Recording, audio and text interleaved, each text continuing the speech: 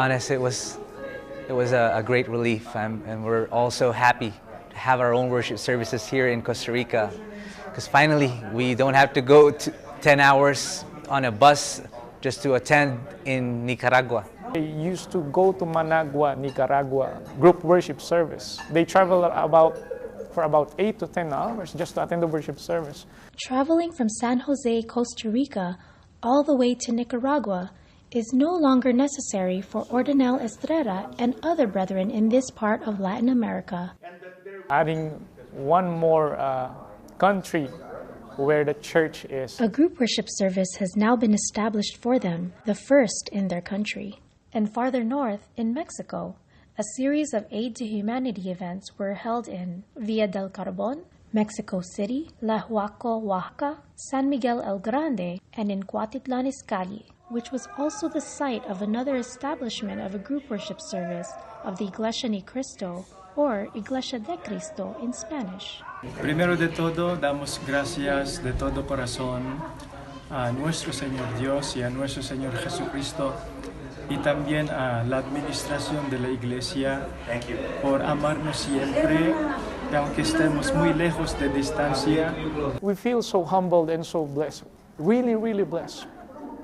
Because even if we are in a far place, we are being remembered by the church administration. Today, the church is reaching these far corners of Mexico, where 43.6% of the population live below the national poverty line according to the World Bank's 2016 estimate. In response, relief packages containing food and daily necessities were distributed to local residents across 5 locations in Mexico. No, pues, ahora me emocioné mucho y qué bueno que estén haciendo esto. No, yo he podido notar que la iglesia, primero que nada, tiene una fidelidad muy fuerte, que están trabajando con mucho amor. It's a love for God and for their fellow men that never goes away. Ever since I was born and raised in the church, I always have to go to worship service no matter what the circumstances is or are.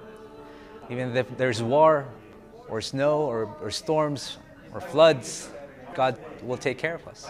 As He has taken care of many citizens across Mexico through these events, whether through aid to humanity events in partnership with the Felix Y. Manalo Foundation or through the establishment of worship gatherings to care for spiritual needs, the Church of Christ is strong and present in Mexico. Even if there are only 2 or 3 brethren, but establishing the worship service here is really significant for their welfare, for their spiritual welfare. Puedo ver muchas iglesias que claudican, que se acaban, porque los retos son muy grandes, pero yo puedo identificar aquí en la iglesia cómo no se detienen, que continúan, que tienen mucho amor por la gente.